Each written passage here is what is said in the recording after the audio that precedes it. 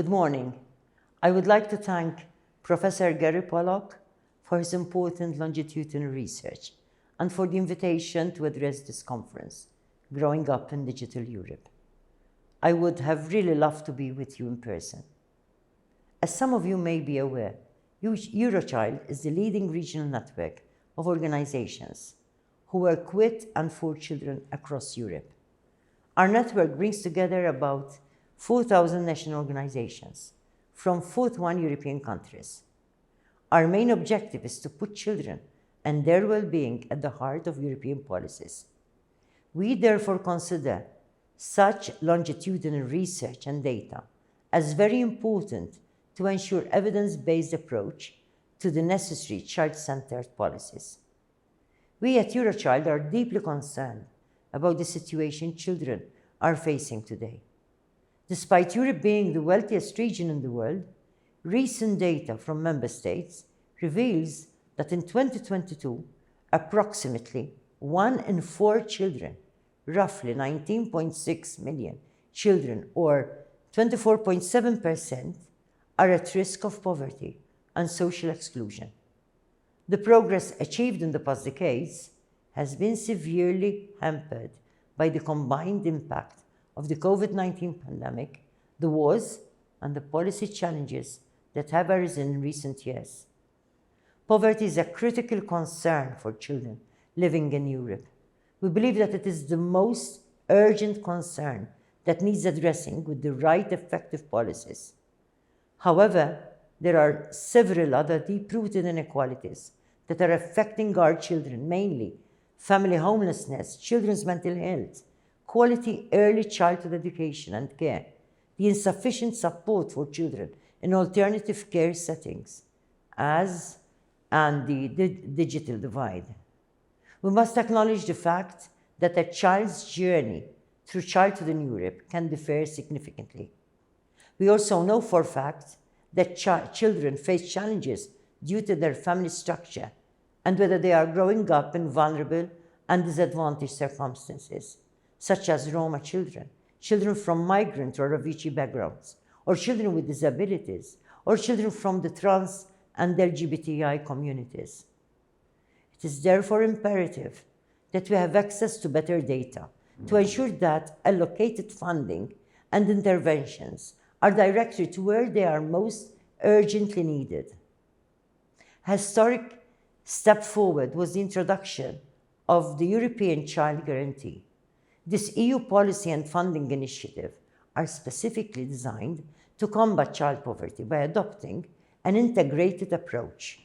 For the very first time, all the European Union member countries are obliged to simultaneously be executing national plans aimed at addressing child poverty, while ensuring equal access for every child to essential services such as free education, housing, healthcare, nutrition, and early childhood development and care. The creation of these Child Guarantee National Action Plans should be instrumental in defining the specific target groups of children, the measures to be implemented, as well as the budget required. The monitoring and the evaluation processes are even the more important to ensure that the objective of such an important and essential measure is achieved. We are pleased that the European Union have provided for funding for the respective initiatives within the member states. It is worth noting that according to the national action plans, many countries have pledged to allocate more than the mandatory 5% of the ESF Plus fund. And they have also committed to utilizing other EU funds like the Recovery and Resilience Plan in conjunction with national resources. However, it is sad to note that after more than a year since the deadline for the submission of the national action plans by member states, the national action plans for Austria, Latvia, and Romania are still not found on the website of the Commission. I am afraid that this could mean that they have not yet submitted them. No member state, of whatever economic growth and wealth, can boast of not having poverty among the children of their own country. On the other hand, there are some best practices worth noting, such as the French government's 1000 Days campaign. France is among the countries actively participating in Eurochild's first year's first priority campaign, which focuses on early childhood development. I am proud of civil society organizations within the Eurochild's network. Eurochild collaborates with national child rights coalitions across Europe to advocate for increased attention to children's rights at the national level. I must acknowledge that Eurochild's advocacy has yielded positive results in several countries. Let me share some examples. Ireland established a child poverty and well-being unit within the Prime Minister's office earlier this year, an accomplishment our Irish member has been advocated for many years. Ireland has also launched a 10-year action plan focusing on the first 5 years of childhood. Portugal, on the other hand, has introduced legislation that ensures free access to public and subsidized early childhood education and care for low-income families. The Portuguese ministries for Education and Labour, Solidarity and Social Security have initiated the development of a comprehensive early childhood strategy.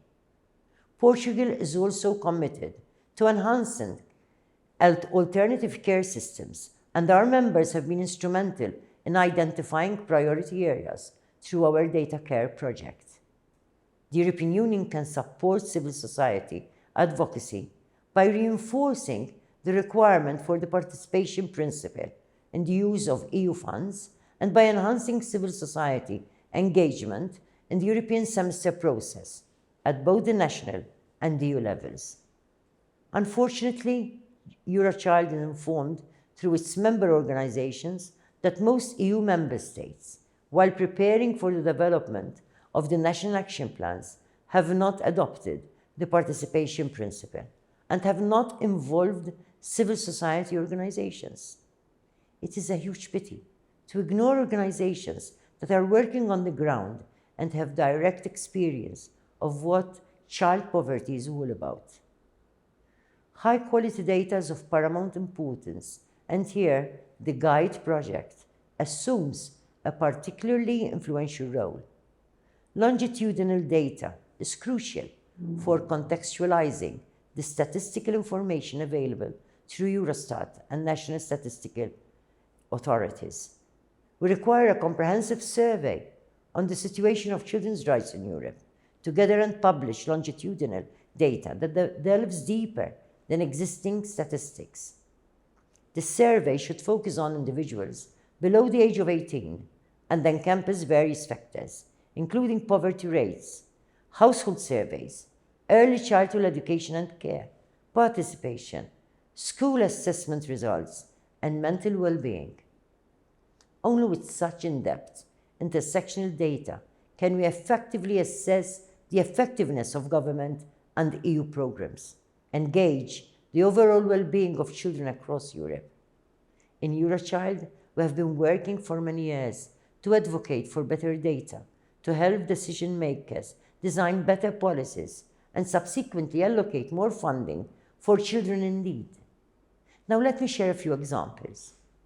The Data Care project, which is run in partnership with UNICEF. Eurochild is working towards establishing a comprehensive European data system for children in alternative care.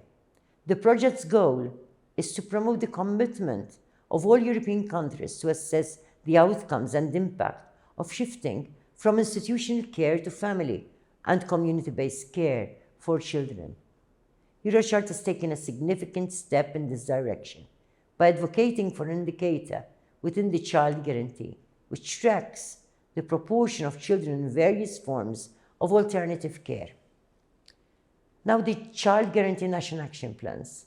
So, Eurochild has conducted a thorough analysis of all the national action plans available on the European Commission's website. The analysis sheds light on the services and support that each government is focusing on, and the data used to identify children in need. This analysis proves to be a valuable resource for Eurochild's members working at the national level. The monitoring framework of the Child Guarantee offers a significant opportunity to advocate for more comprehensive and varied data collection concerning children, as well as for the more effective use of this data in shaping policies and interventions aimed at enhancing the well-being of most vulnerable children in European societies. First year's First Priority campaign, Eurochild, in partnership with H.E, is leading a Europe-wide campaign centered on early childhood development. This campaign is a collaboration with civil society organizations in 11 European nations to advocate for the inclusion of early childhood development in public policies, with a specific focus on marginalized families and children. Despite the consensus on the importance of a child's early years for their lifelong development and well-being, there is a significant lack of data, especially for children under the age of 3. Now, with regards to inclusive participation, Eurochild recognizes the crucial role of children, families, and communities in shaping policies and actions. It is important to prioritize the involvement of children as they are experts in their own lives. Eurochild's efforts have made them a leading force in promoting child participation in Europe. And we are pleased that the European Union now requires child participation in its funding programs and considers it a top priority in its child's rights strategy. Eurochild, in collaboration with the Council of Europe and its member organizations, has played a key role in developing child participation indicators, which are part of the Child Participation Assessment Tool, used to assess governments' effectiveness in implementing meaningful child participation. In summary, there needs to be a three-pronged approach for effective action to address the needs of children. We need to work together, the European Union, national governments, and civil society organizations. Then we also need research for an evidence-based approach to ensure targeted policy development and then the practical implementation of whatever is needed. There is also the need for a triangular approach to participation, whereby children, families, and communities are necessary to be involved. Comprehensive and comparable data is necessary at the country and European level to inform policy making and public spending, or rather, public investment in children. We need to make the case for improved data, focusing on children below the age of 18, building on well-being comparisons and policy work in Europe. We need to strengthen nationally collected statistics with academic rigor and skill at contextualization, which in turn will lead to more informed policy making. I look forward to the outcomes from today's discussions, and I would like to thank you all for your dedication to improving Europe's data infrastructure for better effective action to improve the lives of all children living in Europe. Thank you.